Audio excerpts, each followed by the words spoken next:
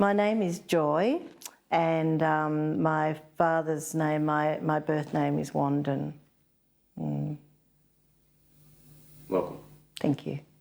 Thanks for welcoming me. It's my pleasure.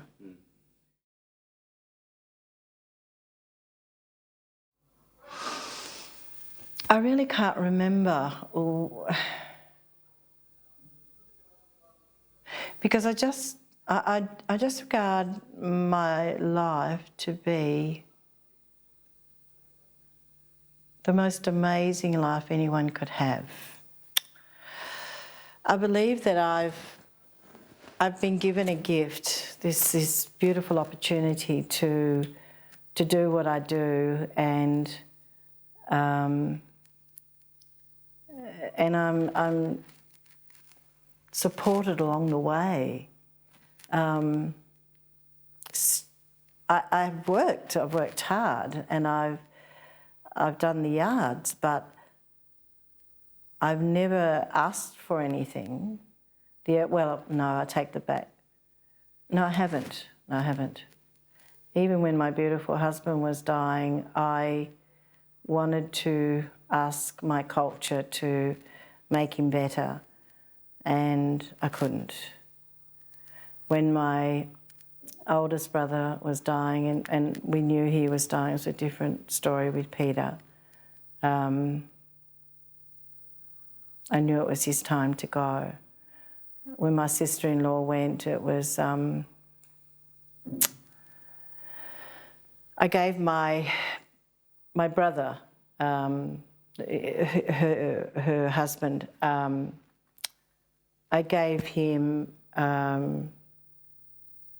that sense of freeing her, because she was in a coma, and he wanted to have some recognition. He wanted to have that she knew he was there, and so I guided him through that, and that happened, so that was really lovely. When my mum died, I just can't believe it. I didn't want her to die. And I didn't ask. I was so angry. So I don't really know when.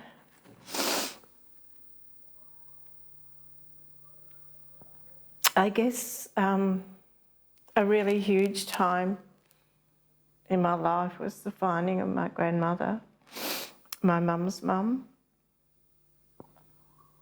And I guess if there's a light in the window, it was seeing those two beautiful women see one another for the first time after 67 years. So I needed a lot of, oh gosh, I was looking for a needle in a haystack when I was looking for my grandmother. Absolutely looking for a needle in a haystack. And I was helped all the way. Somehow I was helped. I was meant to find my grandmother.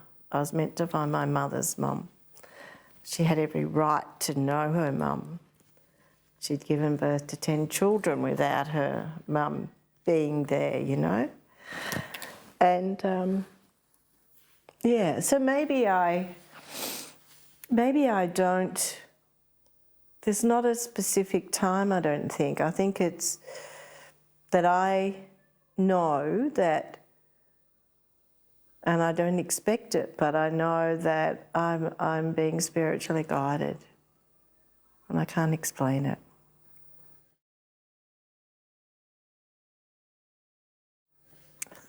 Tell me about finding your grandmother. Oh gosh. When I was having my first child, in those days, your mum was not allowed in the hospital for 3 days and had to look through the window, and that was just too bizarre for me. And that's when I said, I'm going to find my mum's mum. And so, several kids later, and then about wasn't 20 years later, but about 15 years later I found her. But the journey that I had to take was that I had a name that my mum had remembered, but in fact she was not registered under that name.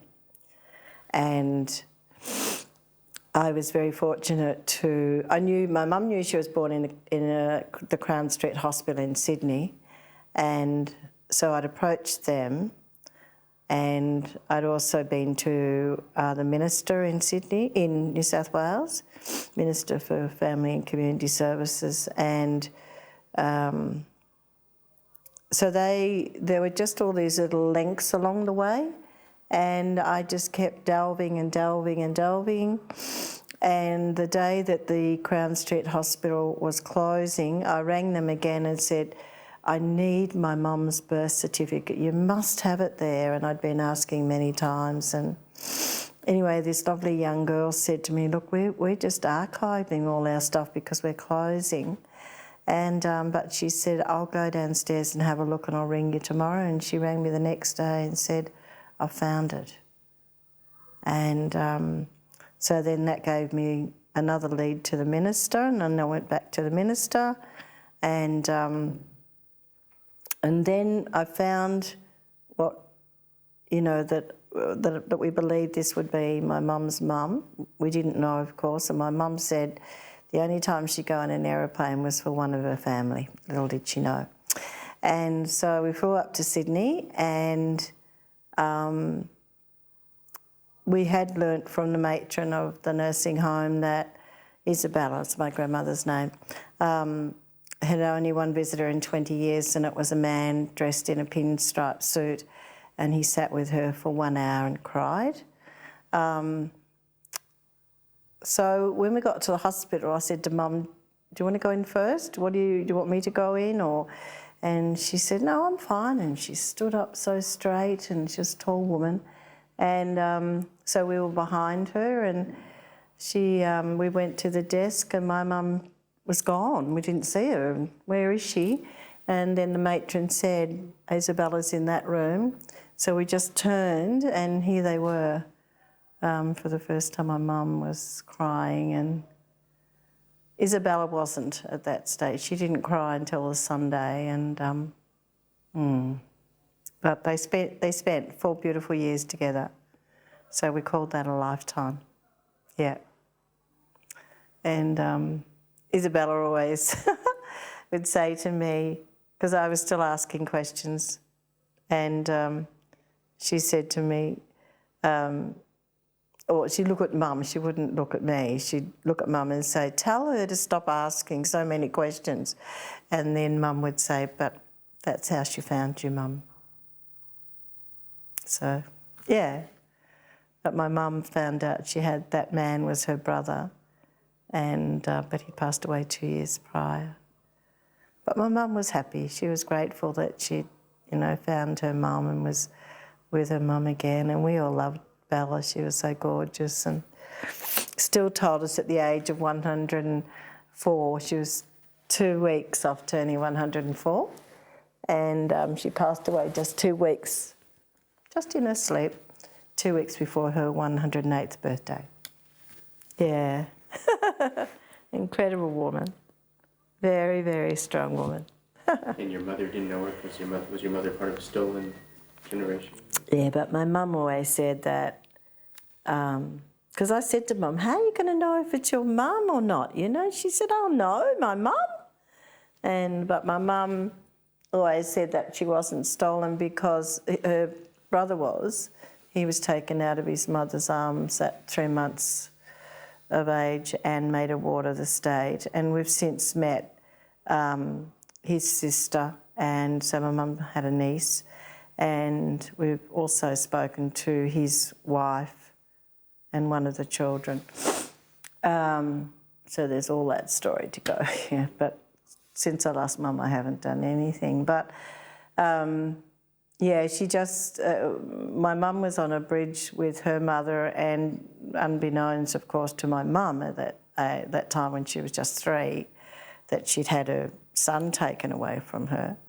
is that they were just she was going to jump off the bridge and end their lives. And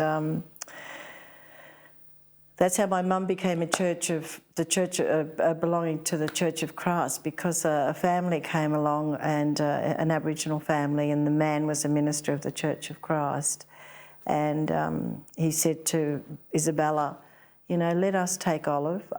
We'll look after her. You know, you don't have to end her life here. And they obviously spoke about, you know, it sort of makes sense that they knew why she was doing it, and that, you know, she'd lost her son, and they said, we'll keep in touch. And so my grandmother agreed to let her go.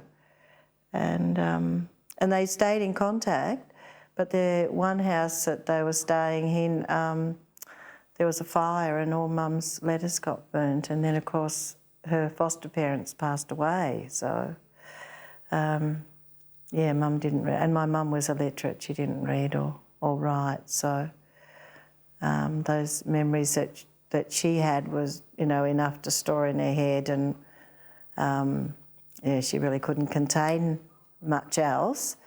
And so that's really all we had to work on.